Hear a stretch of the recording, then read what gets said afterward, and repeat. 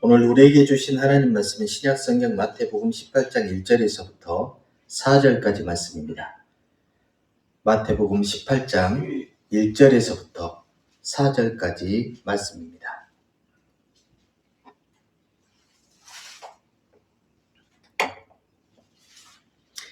같이 한 목소리로 하나님의 말씀을 봉독합니다. 그때의 제자들이 예수께 나와 이르되 천국에서는 누가 크니이까? 예수께서 한 어린아이를 불러 그들 가운데 세우시고 이르시되 진실로 너희에게 이르노니 너희가 돌이켜 어린아이들과 같이 되지 아니하면 결단코 천국에 들어가지 못하리라. 그러므로 누구든지 이 어린아이와 같이 자기를 낮추는 사람이 천국에서 큰 자니라. 아멘. 오늘은 이 말씀을 통해서 어린아이와 같은 믿음으로 함께 하나님의 말씀을 상고해 보려고 합니다.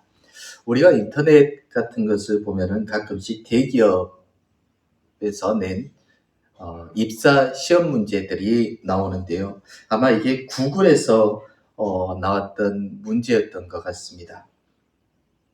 문제를 제가 한번 읽어볼 테니까 한번 답을 잘 생각해 보십시오. 비바람이 몰아치던 어느 날 밤중에 한 성도가 차를 몰고 버스 정류장 앞을 지나고 있었습니다. 정류장에는 3명이 버스를 기다리고 있었는데 그 중에 한 명은 병세가 심각해 보이는 노인이고 다른 한 명은 전에 당신의 목숨을 구해준 의사이며 또 다른 한 명은 꿈속에서 사모하였던 여인이었습니다. 그런데 당신의 차에 태울 수 있는 사람은 한 사람밖에 없다면 과연 당신은 누구를 선택하겠습니까? 이런 문제였습니다. 여러분은 이런 문제가 나오면은 과연 어떤 사람을 선택을 할까요? 구글이라는 그 회사에는 수많은 사람들이 입사 지원을 했는데 그 중에서 한 사람이 이런 답을 해서 합격을 했다라고 하네요. 이 사람은 어떻게 답을 했냐면요. 자신은 의사에게 자기의 차 키를 주고 노인을 태워서 빨리 병원에 가라고 하고 자기는 그 정류장에서 꿈에 그리던 여인과 버스를 기다렸다가 가겠습니다. 이렇게 대답을 했답니다.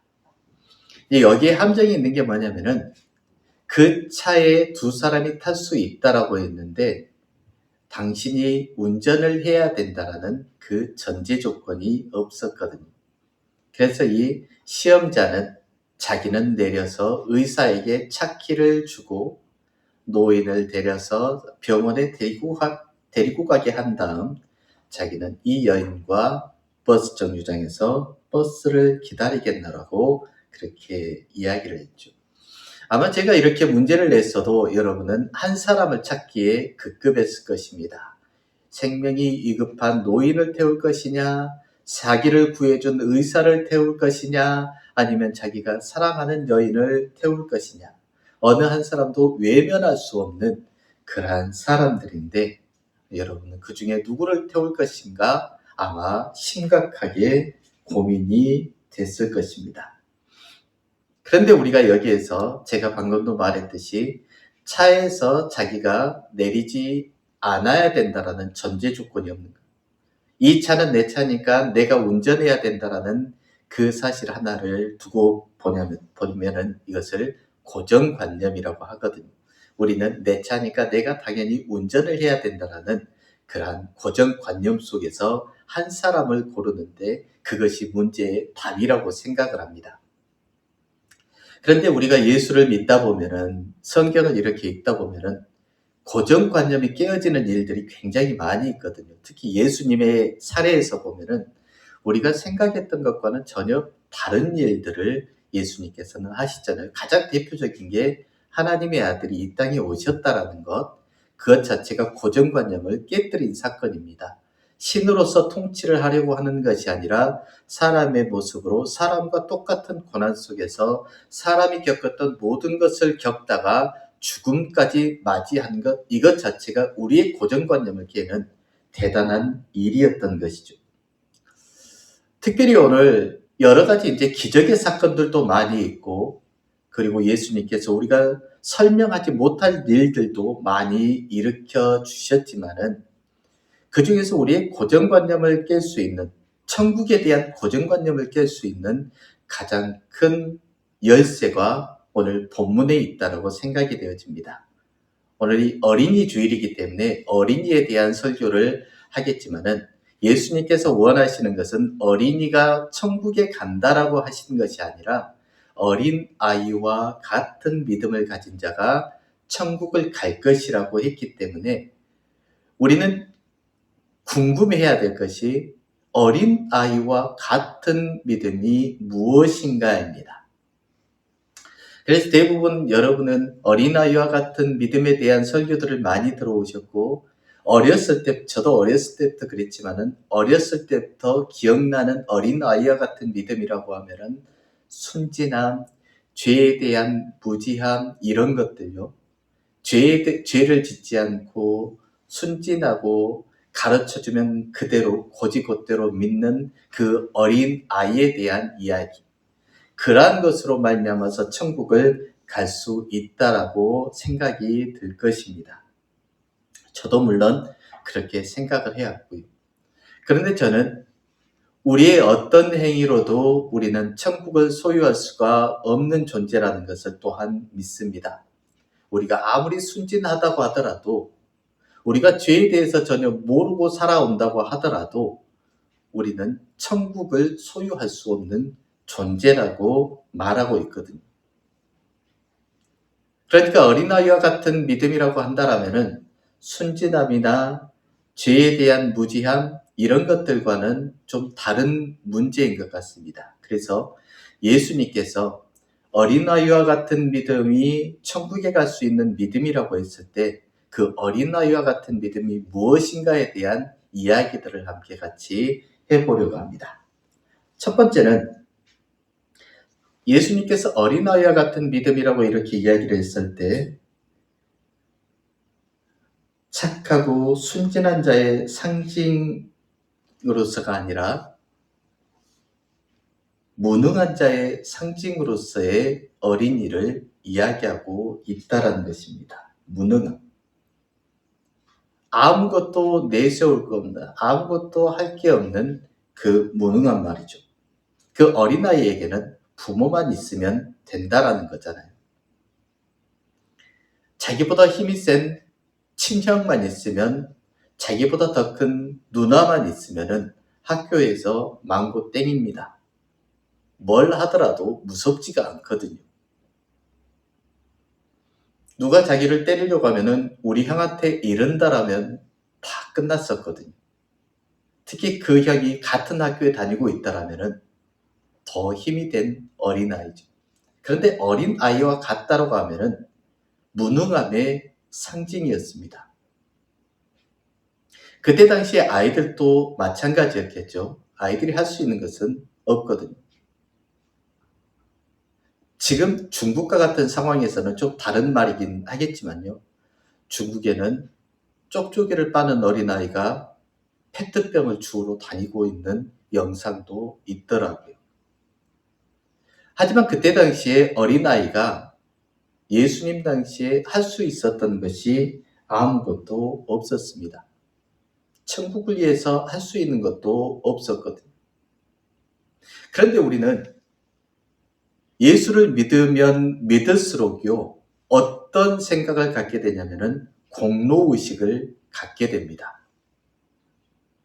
예수님은 끊임없이 아무것도 할 수 없는 존재가 되어야 한다. 너가 내세울 것이 없어야 된다. 그것이 어린아이와 같은 믿음이라고 이야기를 하는데, 우리는 믿으면 믿을수록 내세울 것만 더 만들어내거든요. 새벽 예배를 열심히 다니는 것, 그것이 천국에 갈 수 있는, 내세울 수 있는 무기가 됩니다. 남을 비판할 수 있는 근거가 됩니다. 헌금을 많이 한 것, 이것이 또 하나님 나라의 서열을 정하는 기준이 됩니다. 내가 얼마만큼 훈련을 많이 받았고, 얼마만큼 성경을 많이 받고, 얼마만큼 성경대로 살기 위해서 노력을 해왔고, 얼마만큼 내가 믿음에 대한 지식이 있는가가 교회 안에서 믿음을 증거하는 수단으로 만들고 말았거든요. 그러니까 예수님은 우리에게 믿으면 믿을수록 내가 아무것도 할 수 없는 존재구나라는 것을 고백하기를 원하시는데, 우리는 믿으면 믿을수록 내가 이만큼 했습니다, 이쯤 되면 천국에 갈 수 있지 않겠습니까? 라고 주장하는 자들이 되어가고 있다는 것입니다. 이게 참 신기한 일이지 않습니까? 예수님은 끊임없이 너가 얼마나 무능한지를, 너가 얼마나 할 것이 없는지를, 내 앞에서 할 수 있는 것이 아무것도 없는 무능한 존재인지를 깨닫고 고백하는 자라고 되라고 그렇게 가르쳐 주시지만은, 우리는 그러면 그럴수록 나는 이렇게 예배도 많이 참석했고 기도도 많이 했고 방언도 할 줄 압니다라고 주장하고 있는 자들이 되고 만다라는 것입니다. 그래서 예수님께서는 그 제자들에게 또 우리들에게 하시는 말씀이 바로 그것이거든요. 믿으면 믿을수록, 너희가 1년을 믿든 10년을 믿든 믿으면 믿을수록 너희가 할 수 있는 것이 아무것도 없다라는 것을 고백하는 자들이 되어야 한다는 것입니다. 아니, 그것보다 더 먼저 앞서서요, 우리가 기도를 열심히 한다라고 해서, 우리가 예배를 잘 드린다라고 해서, 우리가 헌금을 많이 한다라고 해서 이것을 통해서 천국에 갈 수 있으리라는 기대를 버리라는 것입니다. 예수님을 닮지 않으면은, 그 앞에서 내 나약한 존재임을 고백할 수가 없다라면은 우리는 믿음으로써 살아갈 수 없는 존재들일 뿐이니까요. 우리가 그것을 내세우고 산다라면은 우리는 믿음이라는 것을 앞세워서 다른 일을 넘어지게 하고 아프게 하는 자들이 되고 말 것입니다. 그러니 예수님께서 천국은 어린아이와 같다는 그러한 믿음을 말씀하셨음을 깨닫고, 믿으면 믿을수록 우리가 아무것도 할 수 없는 존재임을, 하나님 앞에서 우리는 내세울 것이 없는 존재임을 고백할 수 있는 그러한 믿음을 소유할 수 있는 저와 여러분이 되시기를 원합니다. 두 번째로, 어린 아이와 같은 믿음이라는 것은 비천함입니다. 낮아짐의 존재예요. 당시 어린아이는 여러분이 잘 알 것입니다. 어린아이들이 얼마나 비천한 존재였는지. 여성들과 가난한 자와 부정한 자와 함께 어린아이와 같이 취급이 되었거든요. 그러니까 어린아이는 일정 기간 동안은 아무것도 내세울 수 없는, 사회적으로도 어떠한 것도 인정받지 못할 만큼 비천한 존재였습니다. 이 어린아이라는 존재가 중세시대에도 마찬가지고요. 지금은 조금 더 나아졌겠지만은, 고대로부터 중세 근대에 이르기까지 이 어린아이라는 것이 계속 비천한 존재였습니다. 그 예가 올리버 트위스트나 성냥팔이 소녀를 통해서도 우리가 알 수 있거든요. 잡혀서 노예로 끌려가야 될 순세, 먹을 것이 없어서 성냥을 들고서 성냥을 팔아서 하루하루 연명해야 될 그러한 존재들이 어린아이였습니다. 그것뿐만이었을까요? 수많은 사람들이 어린아이를 노예로 팔기를 주저하지 않았습니다. 앞에서 말한 중국이란 나라에서는 친어머니가 자기의 아들을, 자기의 자녀를 노예로 팔고, 물론 돈 때문이기도 하겠지만은, 다른 자식들을 잡아다가 노예로 파는 인신매매까지 해서 사형 선고를 받았다라는 기사를 읽었습니다. 아직도 어른들에게는 이 아이들이라는 존재가 이런 존재거든요. 돈을 위해서 팔 수 있는 비천한 존재들.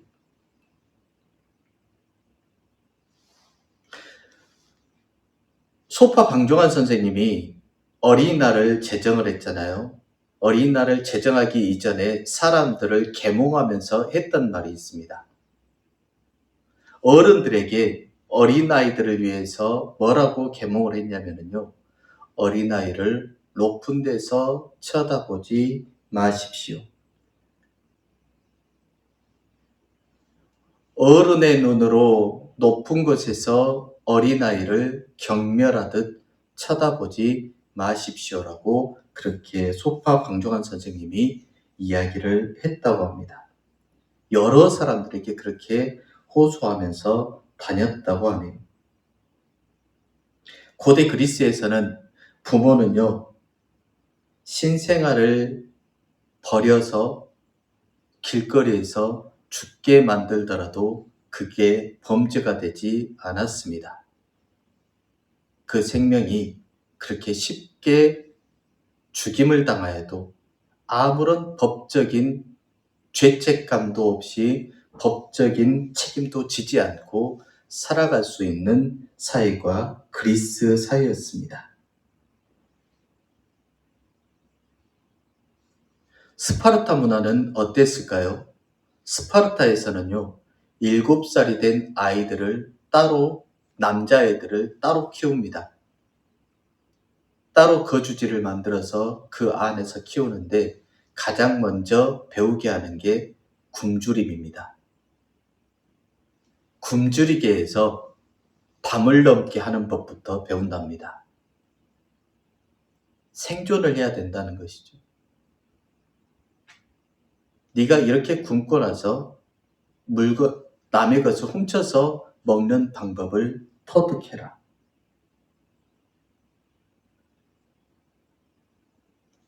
그리고 그 스파르타에서 그 어린 아이들에 대해서 무자비하게 채찍질을 하는, 잘못이 있든지 없든지 간에 시간을 정해놓고 채찍으로 그들을 때리는 그러한 사례들도 있었다고 합니다. 로마 시대는 어땠을까요? 로마에는 체벌이 궁극적으로 교육의 방식이 되었습니다. 우리 때도 물론 그러했었죠.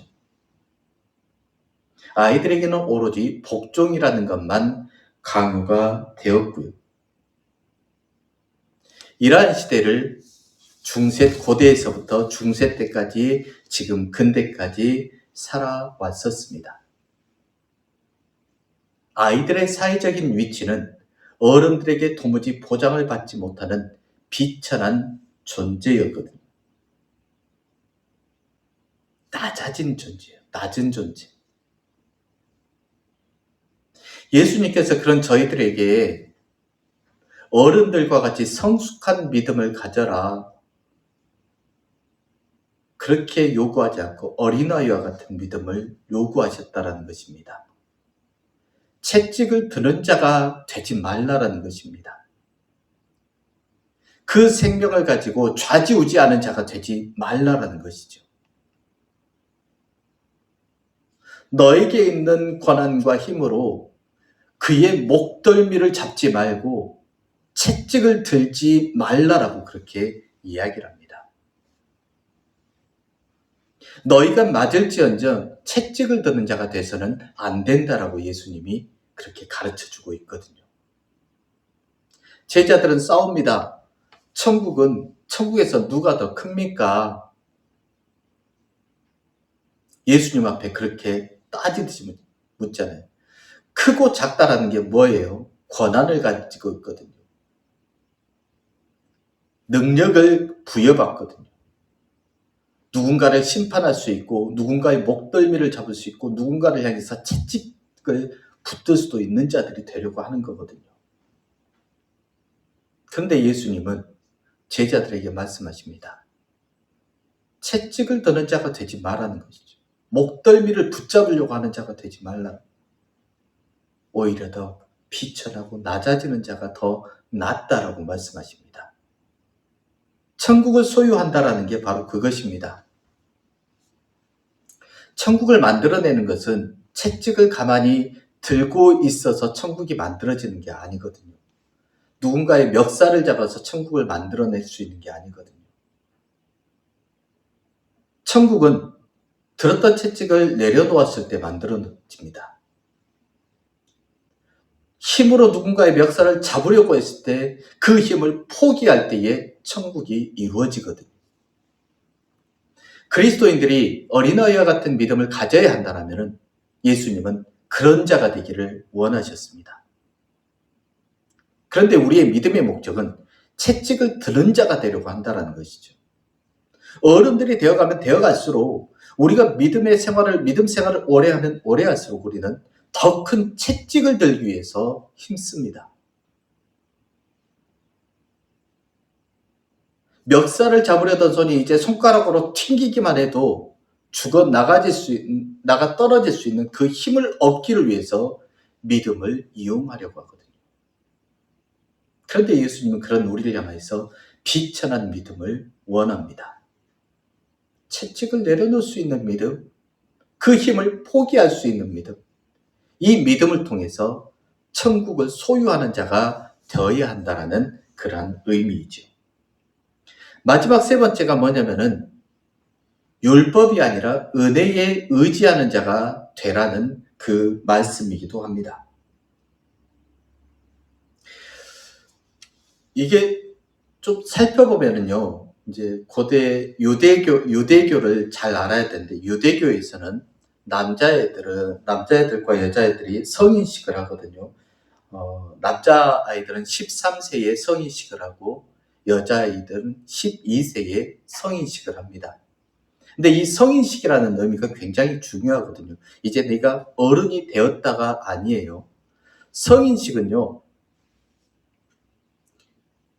성인식을 한 아이들, 특히 이제 남자아이들 같은 경우, 성인식을 하게 되면은 그때서야 비로소 아버지의 손을 잡고 가가지고요, 가족들과 함께 율법서를 읽을 수 있는 권리가 주어졌습니다. 율법서를 읽을 수 있다라는 것은, 성인이 되었다라는 것은 무엇이냐면은 이제 네 삶은 율법이 전부다라는 것이거든요. 그 전에는 13세 이하의 아이들, 그 어린 아이들은 아무리 잘못을 하더라도 율법의 영향을 받지 않았습니다.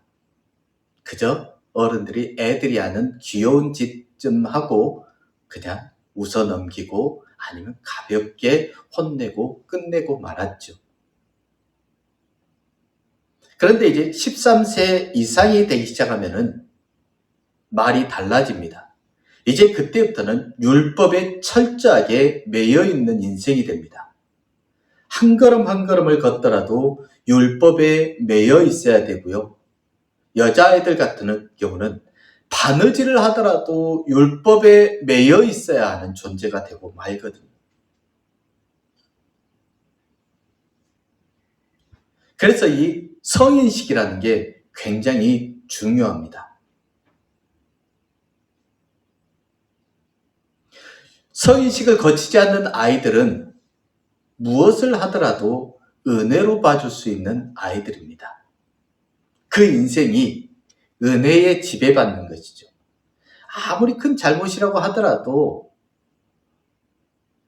가서 엎드려서 용서를 구하면은 웃어 넘길 수도 있고 가볍게 그냥 엉덩이 토닥토닥 하면서 넘어갈 수 있는 은혜가 전부인 아이들이거든요. 그런데 성인식을 하고 난 아이들은 이제 더 이상 아이들이 아니라 율법으로 철저하게 징계를 받는 나이가 됩니다. 조그만 잘못을 하여도 남의 집에서 바늘만 하나 훔쳐와도 율법적으로 그는 부정한 자가 되고 부끄러운 자가 되고 율법으로 말미암아서 공동체로부터 내쳐지기까지 한다라는 것이죠. 그래서 예수님은 그러한 유대 사회에서 그 사람들에게 어린아이와 같이 되라고 하셨습니다. 그 어린아이는 원어대로 한다면 성인식을 거치기 전에 아이들을 말하거든요. 그러니까 예수님은 그 제자들이 그렇게 많이 예수님을 따라다녔잖아요. 예수님에 대해서 너무나 잘 알고 예수님에 대해서 하나님의 말씀에 대해서 너무 잘 아는 사람들이잖아요. 하나님의 말씀을 알면 알수록 율법화가 되거든요.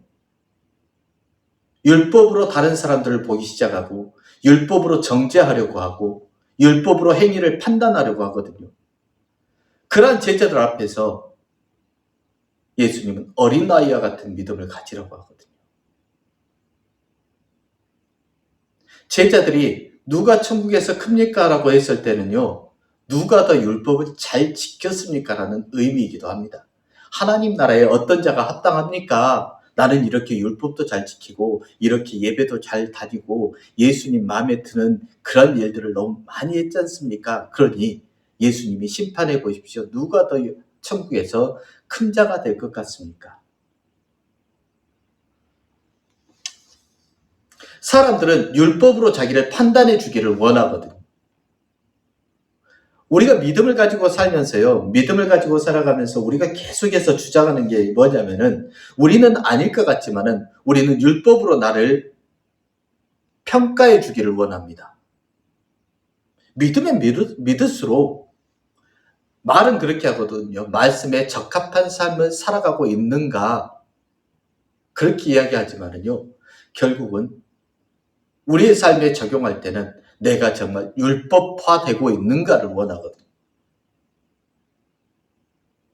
수많은 그리스도인들이 세상 속에 나아가면은 율법학자들이 됩니다. 은혜학자가 되지 않아요. 은혜를 주장하는 자가 되지 않거든요. 율법학자들이 다 됩니다. 그래야만 자기가 천국에서 큰 자가 되는 것 같거든요. 제자들까지도 지금 그 모양이거든요. 그 예수님 앞에 누가 천국에서 큰 자가 될 것입니까? 라고 판단 좀 해 주십시오. 그렇게 하잖아요. 어느 누구 하나 예수님 앞에 나는 아무것도 할 수 없는 존재입니다. 그러니 은혜를 베풀어 주옵소서라고 외치는 제자들이 하나도 없지 않습니까? 그런 제자들에게 또 우리들에게 예수님께서 하신 말씀이 어린아이와 같은 믿음을 말합니다. 야, 니들이 다 큰 것 같지? 율법으로 다 완전해질 것 같지? 율법으로 지배당해서 너희들이 천국에서 큰 자가 될 것 같지? 아니야. 너희는 아직도 은혜가 아니면은 안 되는 존재들이야. 그걸 알아야 돼. 예수님을 3년 동안 따라다니던 제자들에게 하신 말씀입니다.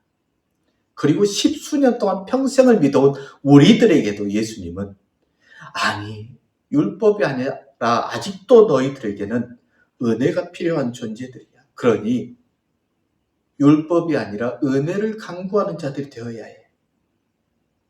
이게 예수님께서 우리에게 원하시는 믿음의 모습이라는 것입니다. 그래서 어린아이와 같은 믿음을 소유해라. 이것은 율법이 아니라 은혜를 소유하는 그러한 믿음의 사람, 율법을 구하기보다 은혜를 구하는 믿음의 사람들이 되라는 예수님의 그러한 간곡한 명령이란 사실을 우리는 깨달으면서 우리가 믿음 생활을 하면 할수록 신앙 생활을 더 깊이 하면 할수록 연수가 더 깊어질수록 더 어린 나이와 같은 그런 믿음을 소유하여서 내가 사는 이곳이 내가 가야 할 곳이 천국으로 만들어낼 수 있는 그런 믿음을 소유하는 저와 여러분이 될 수 있기를 주님의 이름으로 부탁드립니다. 기도하겠습니다. 하나님, 어린아이와 같은 믿음을 소유하라고 하신 주님의 말씀에 마음을 담습니다. 어린아이처럼 주님 앞에서 아무것도 내세울 것 없는 무능한 자임을 엎드려 고백하는 믿음이게 하시고 세상을 살아갈 때에는 비천하고 낮아지는 존재들이 되기를 힘쓸 수 있는 저희들 믿음이게 하시며 우리의 삶이 율법이 아닌 은혜가 지배하고 율법을 구하는 자가 아니라 은혜를 구하는 자가 되는 그러한 삶이 되게 하셔서 어린아이와 같은 믿음으로 천국을 소유할 수 있는 저희 성도들 다 되게 하여 주시옵기를 우리 주 예수님의 이름으로 기도드렸습니다. 아멘.